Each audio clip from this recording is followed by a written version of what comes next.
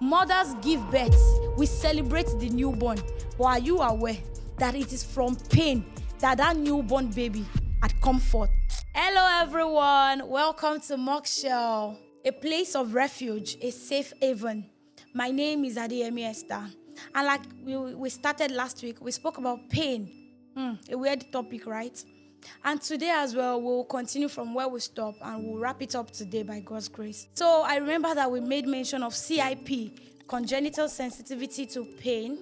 People that have such condition, how they don't know that they are in pain. Yet a lot of things have gone wrong in their body, but they keep moving until it is too late.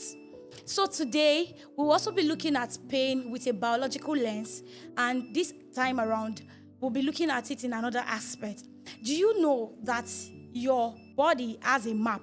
This map is called somatosensory cortex. It is the map of the body. It is the primary brain region responsible for processing tactile information like temperature, touch, pressure, heart, and so on. When a limb is lost in the body, the map of the body, the somatosensory cortex, is still very intact. And what the brain does is send signal to the limb. And because the limb is no more, the signal gets to the hand, but there was no limb. And as a result of not finding the signal, the brain responds in a way that it increases the volume. The volume it increases is pain, because the brain is in a panic state. The irony of human condition is that the more a thing is missing, the more we feel it. The brain does not mourn in silence. The brain mourns in fire. And that will bring us to V.S. Ramachandra's mirror box principle. It's a theory that was used for people that lost their limb to give a message to the brain, because he believes that pain can be a construct of the mind. You can Google it, you will see the scenario whereby the hand that is off, or probably the hand that has been amputated, there is a desire in the mind for the hand to do something. Just like I said, that the more we lose something, the more the feeling. What is absent, we feel it more. So the hand that is working and that is still very active, once the brain is sending signal to the hand that the limb is off, the hand that is still working is being placed in a box that has mirror. And the feeling that the brain is sending to the hand that the limb is off, hand that is working begins to display it. And as a result of that, he saw that many of his clients had felt peace, because he knew that pain is not just what we feel on our skin. It is as a result of what we feel in our soul. So as a result of the mirror box therapy, he could trick the brain with the hand that is available, that the other hand as well is available, because it's a mirror. And as the eye is seeing the mirror, so the eye is seeing as if the second hand as well is in place. I don't know if you get that scenario. You can research more on it. So pain is not necessarily what our skin, what our body is reacting to. The information that had gotten to the soul and has stayed for so long. We all at some point in our life have emotional amputation. And what do I mean by emotional amputation? Is that season whereby someone you love so much left. You lost someone dear to your heart. You have a breakup, or you chop breakfast, and that pain felt, that absence. And like I said the last episode, I said that we are not running from the feeling. We are not running from pain itself. We all are running from what the feeling represents.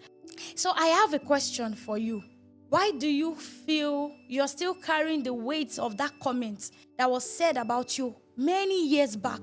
Probably someone called you dumb and it stayed with you.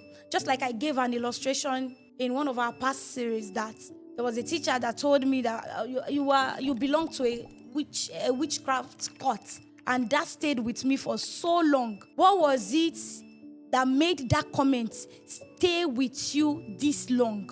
Why do you still feel the pain from that heartbreak? It is because the heart has a map, and when a portion is being ripped off, the space, the emptiness, the vacuum still tells. It still gives a signal. As much as we all run from pain, as much as we do not desire pain, I said it last time that pain is what makes you tender. Pain is what makes you feel for others.